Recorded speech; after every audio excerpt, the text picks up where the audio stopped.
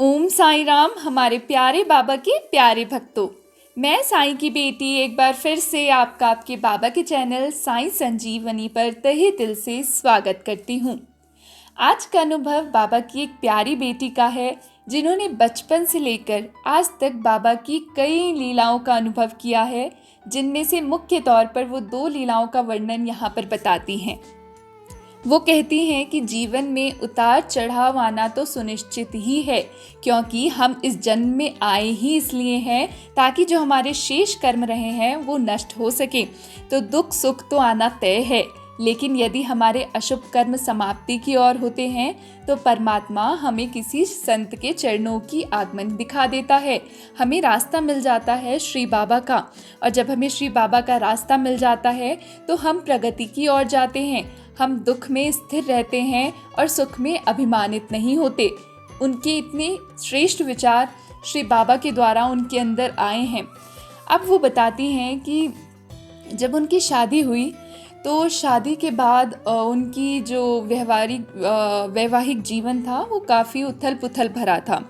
काफ़ी उथल पुथल भरा मतलब बहुत ज़्यादा लड़ाइयाँ होना, बहुत झगड़े होना, सब कुछ मतलब इतना अस्थिर था कि उन्हें लग रहा था कि ये क्या हो गया ना, बाबा मेरे जीवन में, फिर मेरे जीवन में इतनी तकलीफ़ें क्यों आई। हर रोज़ कुछ ना कुछ सेम बातों पर लड़ाई होना, पर कोई भी कंक्लूजन नहीं आ रहा था, मतलब किसी भी बात का परिणाम नहीं आ रहा था। यूं ही साल दर साल बीतते गए, पर उन्हें विश्वास था कि बाबा है ना, भले ही मेरे कर्म नष्ट हो रहे हैं, लेकिन बाबा है ना, वो मेरा परम पिता है, वो मेरे साथ गलत नहीं होने देगा, आज ना कल मुझे अच्छा परिणाम मिलेगा। बहुत खुल के तो नहीं, क्योंकि उनकी पर्सनल लाइफ है, ये सही भी नहीं, तो बहुत खुल के तो नहीं, पर वो बताती हैं कि बहुत ज़्यादा समय के बाद, बहुत कष्टों को झेलने के बाद, बहुत दृढ़ भक्ति के बाद, बहुत विश्वास के बाद, बाबा द्वारा प्रदत्त बहुत हिम्मत के साथ वो समय बीता। और आज वो समय है जब उनकी जो मैरिज लाइफ है वो मोर देन हैप्पी है। मोर देन हैप्पी मतलब समझिए कि खुश से भी अत्यधिक खुश है उनके जीवन में, सब कुछ एकदम स्थिर है, कोई समस्या नहीं है। वो इस तरह से जब कहती हैं तो आप बिल्कुल ऐसा मत समझिएगा कि उनके जीवन में सही में कोई समस्या नहीं है। अब उन्हें कोई समस्या नहीं लगती।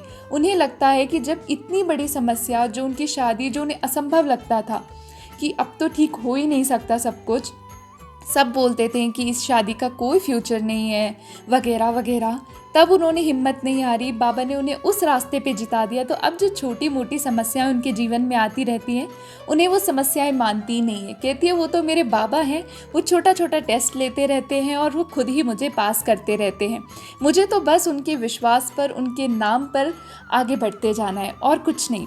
दूसरा ये अनुभव जो उनके साथ हाल फिलहाल में हुआ, वो बताती हैं कि किसी डॉक्टर से मिलने के लिए वो लोकल ट्रेन से चेन्नई से कहीं और जा रही थी, एक नई सिटी में जा रही थी अपनी माँ के साथ। उनकी माँ भी एजेड ही है, आप समझ लीजिए। तो दोनों के लिए एक नए शहर में जाना थोड़ा उनको एक भयभीत हो रहा था मन, कि पता नहीं कैसे होगा, हमें तो रास्ता नहीं मालूम। और प्रॉब्लम ये थी कि ट्रेन को रात में उतारना था, काफ़ी लेट नाइट उतरनी थी ट्रेन वहाँ पर, और एक अनजान शहर में अंधेरे में आप उतरते हैं, स्पेशली लेडीज़ हैं, तो आप समझ सकते हैं कि एक मन में एक डर आना बहुत नॉर्मल है। तो उनके मन में पूरे रास्ते ना यही आ रहा था, उनकी माँ के मन में भी और उनके मन में भी।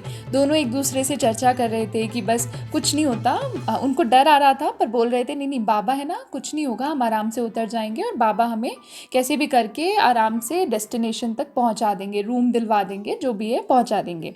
अब वो पूरे रास्ते वो लोग चिंता में, पर एक विश्वास था कि बाबा हैं, सब ठीक होगा, ठीक होगा। और उन्होंने मन ही मन सोचा कि बाबा प्लीज़, मुझे बहुत डर लग रहा है, मेरी माँ बहुत बूढ़ी है, तो आप मेरी हेल्प कीजिए, प्लीज़ आप कैसे भी करके ना मेरी हेल्प कीजिए, मुझे बहुत डर लग रहा है, इतनी रात हो गई है। होता ये है कि जिस ट्रेन में वो आ रहे थे, पूरे रास्ते उन्होंने ऑब्ज़र्व नहीं किया। जब वो उतर रहे थे उस ट्रेन से, तो उनके साथ ही एक बूढ़ा आदमी उतरता है, और ऐसे ही उसके सफ़ेद सफ़ेद बाल, और उतरते हैं वो उनके साथ ही, और उनसे पूछते हैं कि आप लोगों को कहाँ जाना है। बहुत नम्र स्वभाव में उन्होंने उनसे पूछा, मैडम से और उनकी माँ से। तो उन्होंने बताया कि हमें इस स्टॉप पे जाना है, इसके लिए हमें मालूम नहीं कि बस कहाँ से मिलेगी। तो वो बोलते हैं, जो बूढ़े आदमी थे उन्होंने बोला कोई बात नहीं, आप चिंता मत कीजिए, ये मेरा ही शहर है, आप आइए, मैं आपको बस में बिठा देता हूँ। और वो आश्चर्य मानिए कि वो उनके साथ गए और उनको बस में बिठाया, खुद भी वो उस बस में बैठे और जिस स्टॉप पे इनको उतरना था उसी स्टॉप पे वो ओल्ड मैन उतरे, वो जो बूढ़े आदमी थे वो भी उतरे। और कहते हैं ना, बाबा हमें ऐसा बना देते हैं कि हम समझ नहीं पाते, उनको खुद को नहीं समझ पाते कि बाबा हमारे साथ चल रहे हैं। उन्हें तब तक ये एहसास नहीं हुआ कि ये बाबा हैं जो यहाँ तक हमारे साथ आए हैं और हमें अपना गंतव्य दिखा रहे हैं। और वो ऐसा सोचकर बस वहाँ पर जब उनका लास्ट स्टॉप था, बस से वो उतरे हैं और वो अपने डेस्टिनेशन की ओर जा रहे थे। और जो बूढ़ा आदमी था वो उन्हें गुड बाय कह के ऐसे हाथ हिलाते हुए उधर दूसरे डायरेक्शन में, दूसरी दिशा में चले जाते हैं। जब वो चले जाते हैं तो मैडम को और उनकी माँ को, दोनों को ऐसा लगा कि मतलब दोनों ने एक दूसरे से कहा कि ये साईं तो नहीं थे। और तब उन दोनों को समझ आया कि ये साईं की लीला है कि हम इतने भयभीत हो रहे थे, तो साईं ने हमें समझाया है कि जो उनका बच्चा होता है ना बाबा का, वो किसी भी हाल में असुरक्षित हो ही नहीं सकता। बस एक ही शर्त है कि विश्वास रखिए कि बाबा आपके साथ खड़े रहेंगे।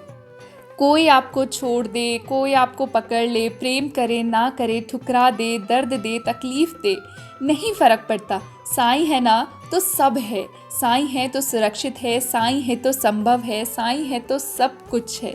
ये इसी विश्वास के साथ मैं आपसे गुजारिश करती हूँ कि यदि आपको अच्छा लगे तो आप भी इसी तरह से अपने साथ हुआ, अपने आसपास वालों के साथ हुआ साईं अनुभव साझा कर सकते हैं। ये श्री बाबा जी का चैनल है साईं संजीवनी, यहाँ पर मैंने कॉन्टैक्ट डिटेल्स आपके सामने रख दी है। ओम साईं राम।